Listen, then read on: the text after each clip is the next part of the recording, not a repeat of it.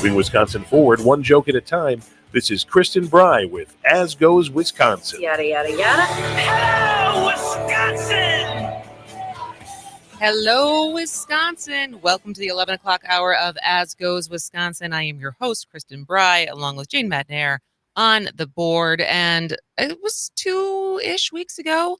We covered this story a little bit, and I knew that I wanted to get someone on as a guest to talk more at length about it because all I knew was from a Wisconsin Watch. Actually, this was Appleton Post-Crescent article saying that complaints surge at short-staffed Wisconsin senior living facilities. Residents go without medication and basic care, and really a fairly in-depth article about what's happening with our senior living centers and facilities and nursing homes across the state.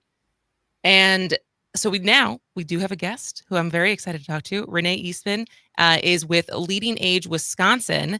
And I would love to just start with, what is LeadingAge Wisconsin, Rene?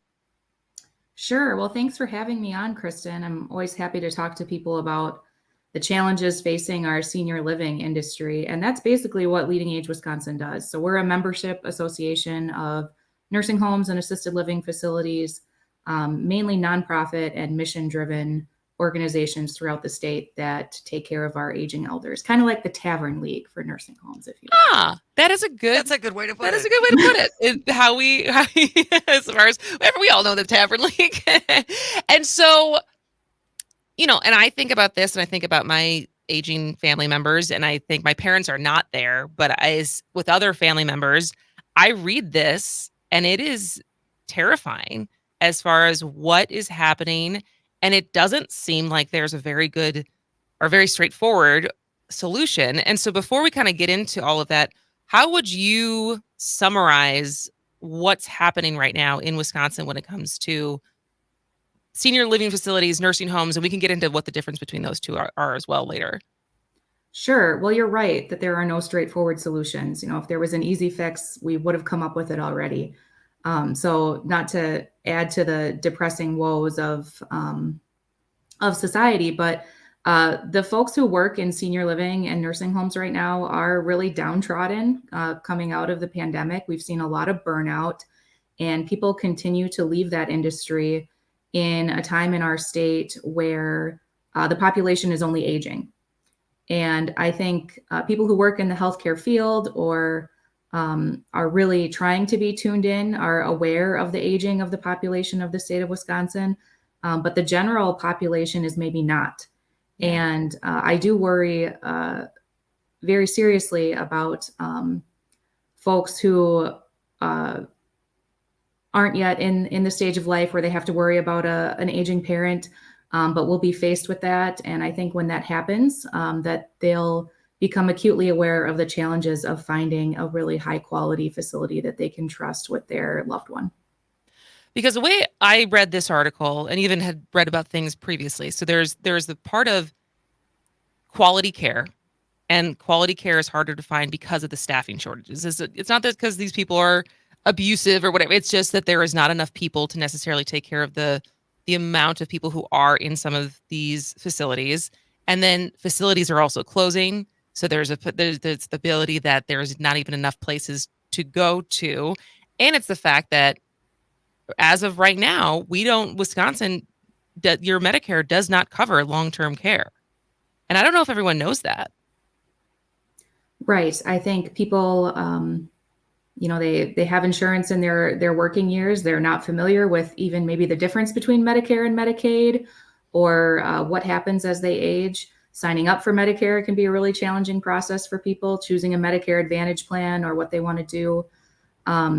People worry about saving for retirement, but one of the biggest question marks is retirement is whether you'll need long-term care services. And that's a really expensive endeavor that's hard to save for. And it's also really challenging for people to think about mentally. So I think they think, well, I hope that doesn't happen to me. I hope I don't get dementia. I hope, I die in my sleep one day and I am not burdening my family. So with them, not having that at the forefront of their minds and not saving for it, or not having the resources to save for it, it is a really challenging problem. We're talking to Rene Eastman, who's the Vice President of Financial and Regulatory Services at LeadingAge Wisconsin, which is a statewide association of nursing homes and other long-term care providers. And so as far as the solutions, because what is the number one issue that you think we could fix first? Is it staffing? Staffing is the primary issue. Certainly lots of things are tied to staffing. So money helps with staffing. It's not a cure-all, but higher reimbursement and paying more fair wages to these individuals that are doing the hard work helps keep them from leaving and draw more of them into the field. Respect for the industry is another important one that, people are burning out, kind of becomes a vicious cycle of the fewer, the more emotionally taxed the people seeking care are, the easier it is for them to lash out at their caregivers, or there's a lot more challenging folks to care for with behavioral problems, people that are just harder to care for a lot of reasons, and that's harder work. So respect for the industry and really valuing the work that caregivers do is another way that we can help solve the staffing problem. It's interesting because immediately my brain goes to the times we've talked about teachers and the times we've talked about childcare, and so much of the service work that just goes underappreciated and doesn't get the respect that it deserves as far as the people who are literally taking care of other people and how much more they deserve than what they typically get from the general public. And so one of the things that you said as far as staffing is it comes back to being able to pay them more. And so what is kind of the landscape of Medicare versus Medicaid when it comes to long-term care in Wisconsin? Yeah, so Medicare, your federal benefit, has really limited coverage for nursing home stays. They might cover a nursing home for really a few weeks to up to a couple of months after a surgery, or if you have a skilled rehabilitative need, if you had a knee replacement or something like that. But that coverage is less and less likely as healthcare advances have been made. People are more commonly going home to rehab from those type of events and not going to skilled nursing. And Medicare really doesn't cover any sort of long-term needs in an assisted living or very limited personal care or home health care needs. If people want to stay in their home and have someone come in to help with cleaning or meals or transportation, those aren't Medicare benefits. So in order to access those, folks pay for them privately with their own assets until they have spent down their resources enough to become eligible for the state assistance, which is Medicaid. And then Medicaid. So basically you have to go through everything. You have to spend everything, and then you'll be able to get Medicaid. And Medicaid does cover long-term care, but the reimbursement rates are still pretty low. And so is it true that then there's cases where private living facilities can deny you? Certainly. If you go, seek admission to an assisted living and you're already on Medicaid, you've already spent down all of your assets, you're much less likely to be admitted than someone who has years worth of resources to pay them their costs. Simply from a financial perspective, those places are businesses, and they can't, if they accept too many Medicaid residents, then they're shifting, and charging the folks who are spending their assets even higher amounts, which is not fair as well. So that's a problem. Also, the Medicaid program presupposes a certain amount of natural supports, and a lot of people are forced to rely on things like paid family caregivers, or even to get a reliable caregiver to show up to take care of you at home. You might have to find a neighbor who's willing to do it to accept the Medicaid rate, anyone else like that. So we only have a couple minutes left, but as far as, is there any laws or policies being discussed that you think could alleviate this, especially knowing that what is it called? The silver tsunami that both the state and the country, is only going to be increasing? Yeah, certainly at a federal level, immigration reform would help. There are many Okay. qualified nurses in the Philippines and other countries that want to come to the United States and they have that caregiving culture and want to be able to perform that type of work. So immigration reform would help. At the state level, Wisconsin Medicaid is renewing their family care waiver. Family care is the state program that covers assisted living. And the waiver is the state contract with the federal government about how they do so.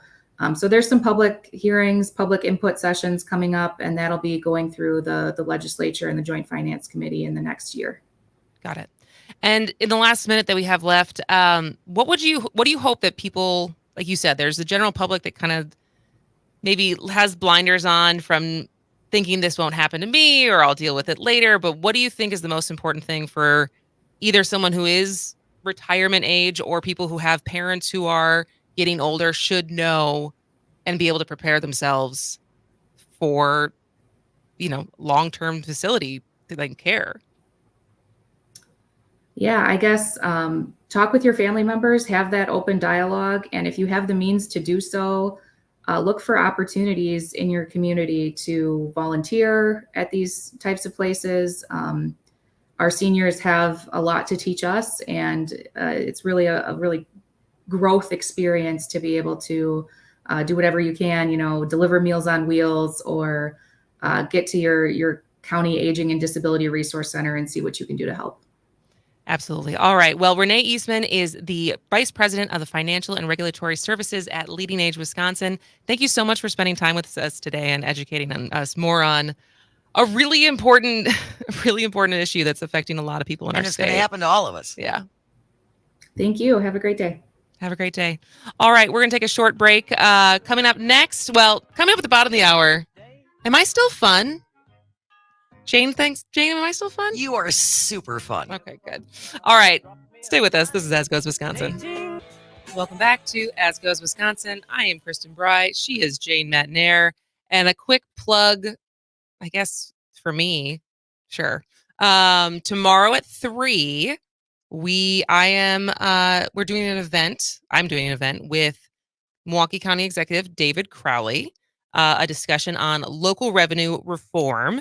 So I will be interviewing David Crowley, and we're also going to have Rob Henkin, who is the president of Wisconsin Policy Forum, which is funny because I've never interviewed Rob, but we've obviously interviewed a lot of people from Wisconsin Policy Forum. And Yes. so I get to finally meet Rob himself, Nice.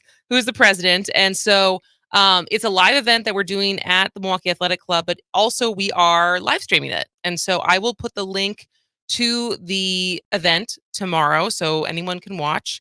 If you have questions that you would like for me to ask the county executive, feel free to email me at asgoeswisconsin@civicmedia.us.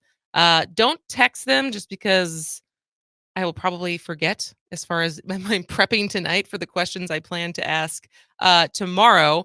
But yeah, so it's going to be on the Facebook live stream. You can go to the Milwaukee County Executive's Facebook page and find it easily, but I will also link it to today's show notes.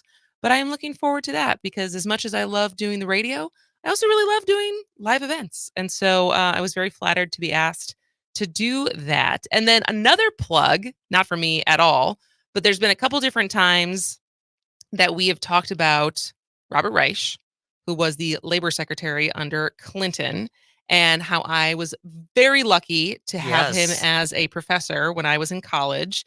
And that exact class that he teaches at Berkeley, called Wealth and Poverty, is now uploaded entirely to YouTube for free. Cool. And I saw that in one of my roundups for today that he's put all of his lectures of that class on YouTube. And literally it's if you just on YouTube search Robert Reich, Wealth and Poverty. Such a smart man. It's 14 different lectures.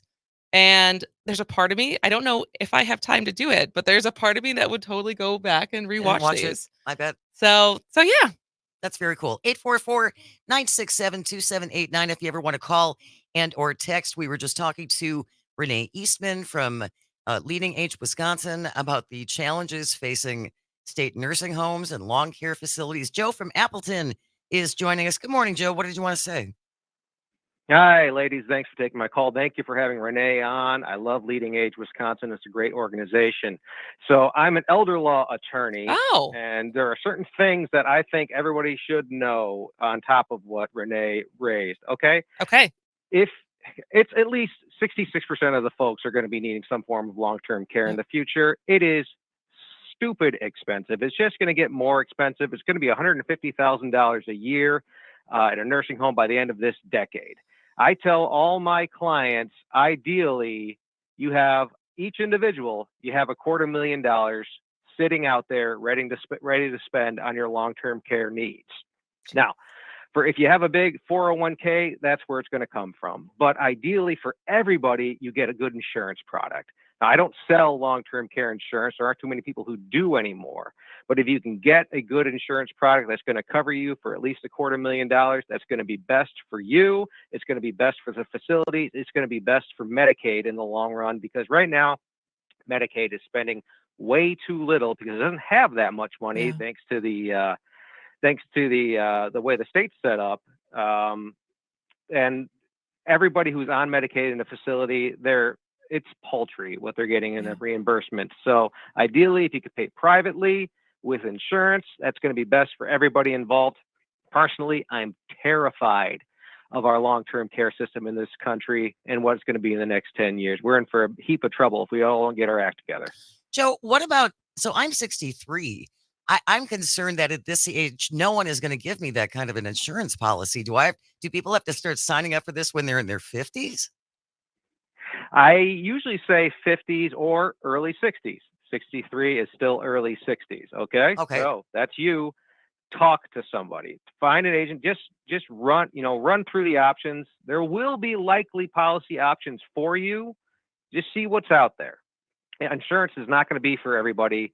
There are alternatives for it. That's when they start coming to me. But ideally, you get a good policy in place, and it could be worth the while for you and your family down the line. That is really good advice. Thank you so much for calling, Joe. That is because that is someone actually, Joe. Oh, I think is this Joe McClear? That was Joe McClear, right? I believe so. Yeah. So he did say he would left on the Facebook live stream too that get long-term care insurance, and but to be and earlier the better, because I think probably the more pre-existing conditions you already have, it may implicate your ability to get long-term care insurance. Exactly. And as much as I think insurance is a racket sometimes, it is a racket. But in that situation, because I mean it's $5,000 to $10,000 a month for some of these places. And of course, when it comes, it's the same thing when you talk about your kid. It's the same thing when you talk about a couple months ago when Cliffy was sick, right? When it comes to the people that you care about, you want them to get the best care, and you start to think, well, I don't care how expensive it is. Like, I want you to be taken care of. And you just don't think it's going to happen to you. We would all love to die in our sleep at home. That'd be wonderful. And we'd all love to be as healthy as my grandmother. Shout out Carol Bry, who's, in her early 90s, still living at home and healthy and plays golf and is totally mentally sharp. And, I really hope I got her genes. I don't know if I did. and protect yourself and also advocate for what we can do actually policy-wise, because this is going to affect everybody and it's going to affect the state aggressively. So we're going to have some more fun in the next segment, because I recently got called out for not being fun anymore. Oh, I think I'm still fun, but balancing facts and news and humor is hard. So what is that right balance? We're going to ask that in the next segment. This is As Goes Wisconsin. But this comment kind of broke my heart. Do I need to go try like all of the new Wisconsin State Fair food? Because I'll do it. So, story time. Welcome back to As Goes Wisconsin. I am Kristin Bry. She is Jane Madnair. And I will preface this with the goal of As Goes Wisconsin since the inception, which is long before the radio show. Long before the radio show. So this started in March to April 2020. And if you don't know the backstory, I originally came back. I was living in Los Angeles. I came back thinking I was going to try to make a documentary about the Wisconsin election and the different targeted demographics that were going to be the linchpin to winning Wisconsin. And then the pandemic hit, and all the interviews I had set up weren't going to happen. I also didn't really know how to make a documentary, let's be honest. But what I did know how to do was make videos. And before I was on the radio, what I was really good at was social media videos. And the whole premise was, how do you use humor to spread information? It was edutainment, infotainment, whatever you want to call it. It was, the aspirational daily show last week tonight. Like, how do you use humor to convey information and make things more simple? And so that first video was me showing my mom how to get an absentee ballot. That's right. And making fun of her because not always the best at technology, but I imagine that is a common, It's accurate. relatable thing when younger kids are trying to help their parents with technology. And I looked at the process of trying to upload your driver's license to myvote.wi.gov, and I was like, oh, a ton of people are going to get confused. And they did. Yep. Young people were sending selfies in. Not even older people, but they're like, not realizing they had to take a picture of their ID and figuring out how to upload that. And now it's more ubiquitous and stuff. But at the time, everyone was like, how, it was not that straightforward. And it was funny. And a lot of my videos that first year were the dynamic between my mom and I. And when I wasn't balancing the radio show, like I had more time to constantly find creative angles to talk about the news and then also do sports and state fair and stuff like that. Since starting the show, not only doing as many videos, but also finding the really fun angle and like the creative way to talk about it, right, while also doing the show, has been harder to do. Also being pregnant, which I'm just going to keep using as a scapegoat. But use it while you got it, girl. And so I had made a couple of videos in a row feeling like it was important to get the information out on my TikTok and my Instagram, which you should go follow at As Goes Wisconsin. For sure, TikTok. You've done some great videos. And there was one recently trying to summarize not only what had happened to Melissa Temple, the Waukesha teacher who was recently fired, but what we talked about on the show. Things happening across the state as far as school boards, and are we, questioning, are we focused on the right things in school? If we're trying to fix learning loss and teacher shortage, is this going to help us and get us to where we want to be to keep talking about these culture war issues? And someone left a comment, Baby Shark left a comment that it takes a lot to get under my skin when it's an anonymous commenter on the internet. But he said, dude, I remember when your channel was fun. Ouch. And I read it and I was like, oh man. Because I do pride myself in trying to find that balance of what we do on this show, what I do with my videos, of finding the balance of information every once in a while when it's required, getting really fired up, but also trying to bring humor and levity to things. And so when he said that was the follow-up video I made saying, do I need to go eat all the food at Wisconsin State Fair? Go do something wacky. Which I think I will do. And there was a ton of people in the comments who came to my defense who were very complimentary of what I do and how I do it. But I think it's an interesting question that any of the shows that at least I aspire to be like, Daily Show, Last Week Tonight, I mean, Samantha Bee's show's not on anymore, is that balance of finding the joke, finding the creative angle, finding the interesting take that doesn't just knee-jerk reaction into what could be anger or out and out anger and outrage. And so I guess, what is that balance that I guess you look for? Maybe, and some people don't like it, right? Some people Sure. don't want the news to be funny. Right. And that's probably for people who are not listening now in Madison and are still listening to Tom Hartman. And the show, very different than Tom Hartman's show. Yes, it certainly is. And that's okay, because there's so much content out there that you can pick and choose what you want to, what feeds you and how you like to take in information. But your whole tagline is moving Wisconsin forward one joke at a time. Yeah. It just explains it right there. Yeah. But the important part of that is that we need to still have jokes. Yes. Well, yes, which I think you do an excellent job of again balancing the fun with balancing the facts. That is the hope. But I guess how do you, I guess that's the question. And it's kind of an esoteric question, because not everyone's job is to balance like the what is the right balance between facts and fun. But I guess if you have thoughts on this, 844-967-2789, that's 844-96-party. Is Baby Shark right? Has Kristin just not fun anymore? From the 541, Kristin, you have 2 brains at the moment, so you are twice as fun. There we go. And also, I think you've done a good job making things digestible, like a good salad. It has important facts spiced up with a fun seasoning. Am I the goat cheese in the salad? Oh, sure. You can be the goat cheese. If you want to be a goat, right? That's what if I ever see a salad, or mostly if I ever see anything on a menu that has goat cheese in it, that's what I'm going to order, because Okay. I love that flavor. I do too. And I appreciate that. And this is not a call for me to try to get compliments to for you to compliment me. But it is interesting, because I think,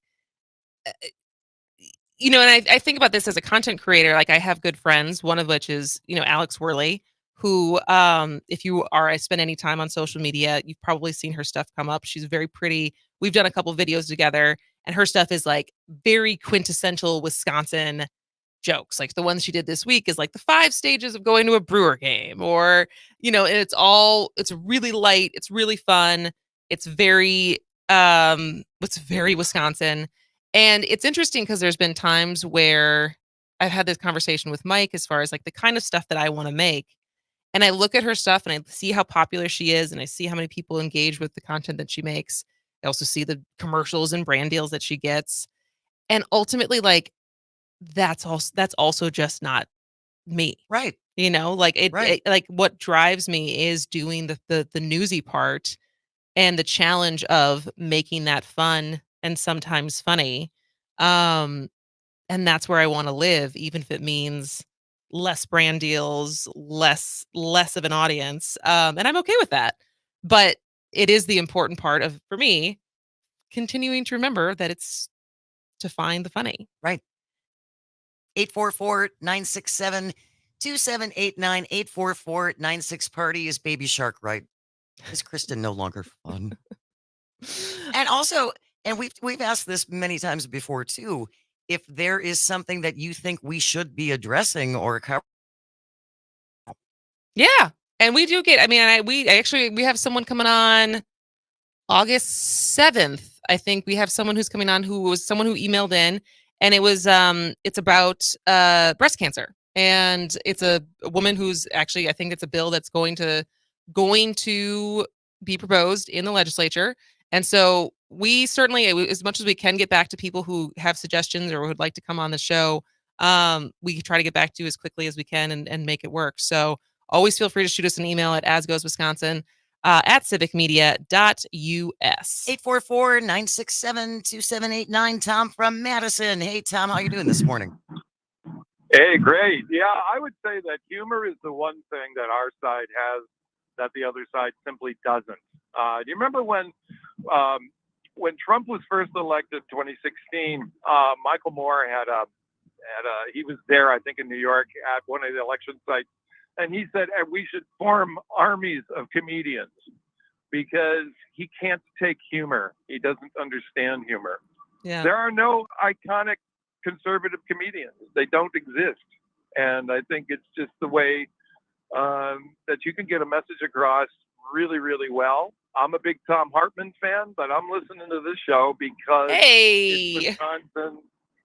It's Wisconsin, and it is, Wisconsin is the petri dish of politics. It absolutely is. I mean, that's why the show's called As Goes Wisconsin, because as goes Wisconsin, so goes the nation. But thank you, Tom. Thanks a I'm lot, happy Tom. that we that you chose us over Tom Hartman. That's a big compliment. You bet. You take care. Have a great one. You too. You too. And that is true, and I don't know why that is. Well, I would say some people might say that Joe Rogan's both a comedian and conservative, but that's probably up for debate. That's a big debate. He does own a comedy store, a comedy club. Well, okay, then you have to buy, if you have to buy your own venue so you can perform as a comic, that kind of takes away a little bit from your I credibility. will say as a I did comic. see before he had his podcast, I did see him perform comedy, and I did laugh. Oh, you did? I did. Okay. But I think it has to do with irony and being able to recognize irony and some self-awareness. Well, I think it's irony. I think it's also being able to, and this is what the original Daily Show in the early stages.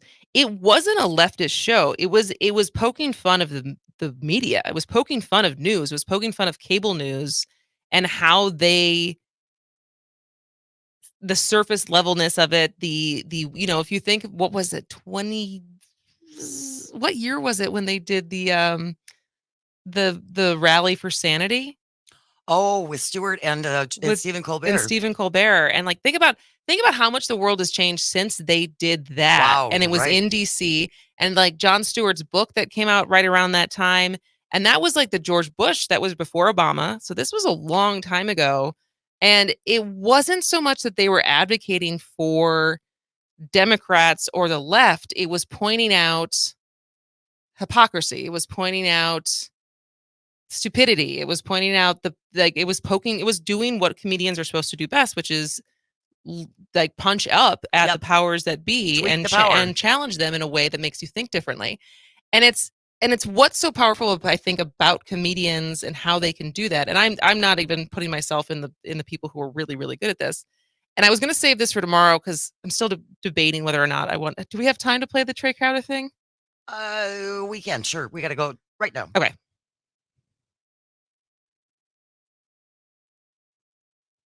I was all fired up about that Jason Aldean song, Try That in a Small Town. But I'm from a very, very, very small town, so I was interested in this story. One of the first lyrics of this song is like, hey, try carjacking an old lady at a red light, right? And I was like, a red light?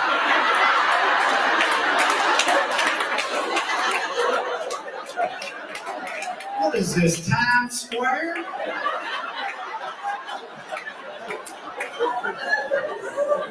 Legend has it they tried to install some red lights on the square in my hometown in the 80s, but that didn't take because, I kid you not, people kept shooting them out in the middle of the night. Now, I was like, Jason Aldean don't know what he's singing about, right? And he's from Macon, Georgia. Have y'all heard of Macon, Georgia? Yeah, that means it's not a small town. The fact that you've heard of it, right? I looked it up, they got a Target. Probably Paris, dude.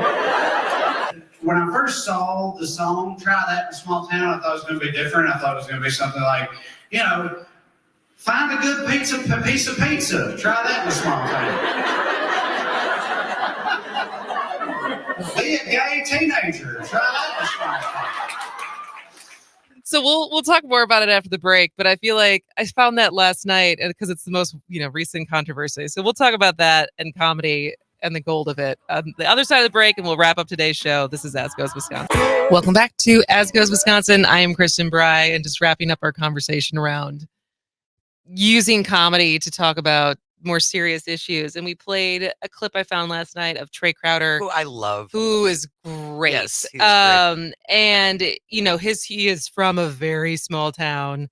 He's got a thick Southern accent, and he took on this whole Jason Aldean Try That in a Small Town controversy that's erupted over the last week that I haven't even broached because I'm just like, this feels overblown altogether and just another thing that people are picking sides on. And you can tell me I'm wrong, but And because I just haven't, and I think it was that I hadn't figured out like what is the how do I actually feel about this? And it's funny coming from him when he made into a stand-up routine quickly was not, is this racist? Is this not racist? But talking about like, is this talking about a small town? Like, are we talking about the same kind of town?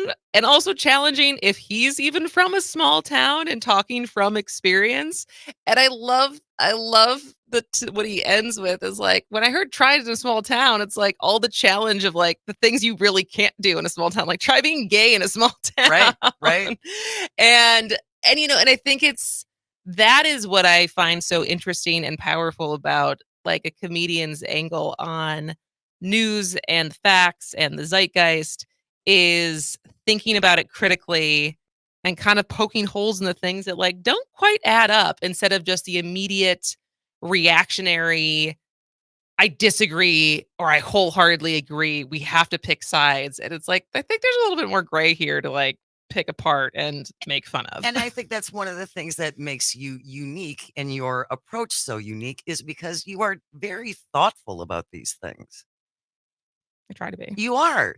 You again, the amount of information that you consume and the thought that goes into the topics that you select and the angles that you get out of it because you take your time with it and you don't do those reactionary things.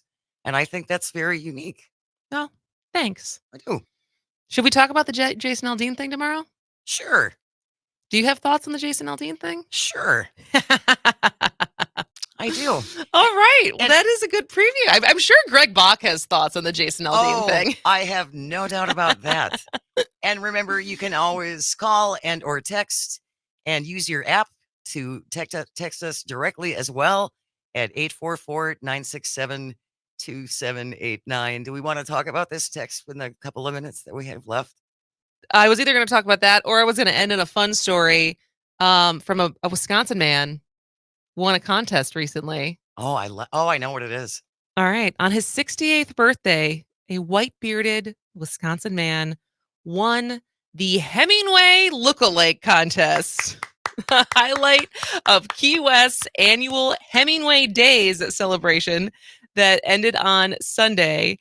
Garrett Marshall, if you're listening, he's a Madison resident. Hey. He's a retired television broadcast engineer, lives in Madison.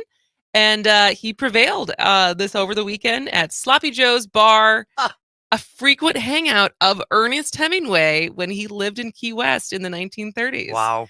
He said, Marshall said, "This is the best birthday I've ever had." So congratulations.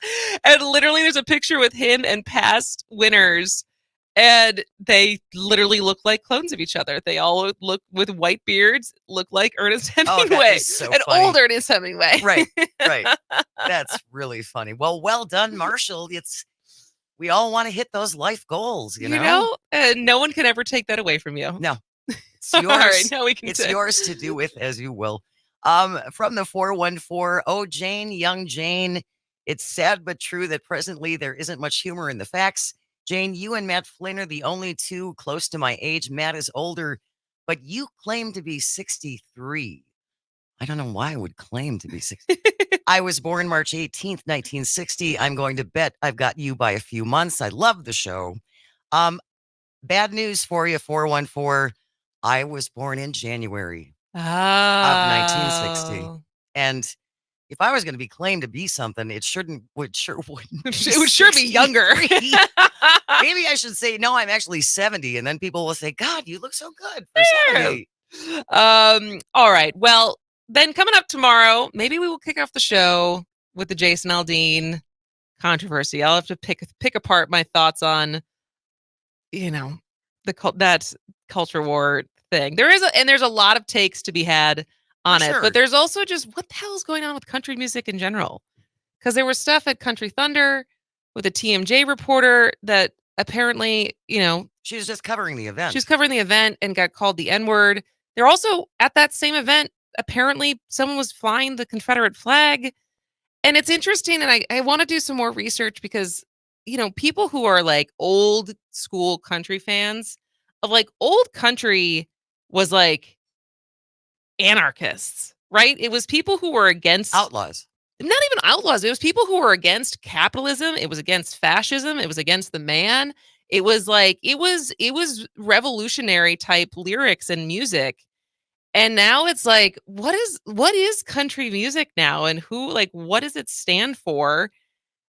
And I think that there's a lot to unpack there as far as like, did he just make this song for money? Like, does he actually even believe the things that he says? Because definitely Toby Keith was like all about that patriotic music post 9/11 and like pretty sure he's a Democrat, you know? So we'll kick off the show tomorrow with that. But also we are going to have some EAA features tomorrow because I drove past those lands or those grounds over the weekend, and it is packed in Oshkosh right now. So I know Civic Media is gonna have some live coverage from the event all weekend long. So we'll talk about that. And Dick Napinski from the EAA will be joining us. Perfect. And then obviously it's Wednesday, so Greg Bach will be here. So we have a great show planned for tomorrow. But as for today, thank you to Rene Eastman for being here. Thank you to Dan Schaefer for being here. Thank you for texting, calling, all of it. And, you guys help make the show. It's not just us. No, that's for sure. So, and I am 70, but you're not 70. Don't lie to the people, she Jane. looks so good. All right. Come back tomorrow at 10 a.m. This has been As Goes Wisconsin.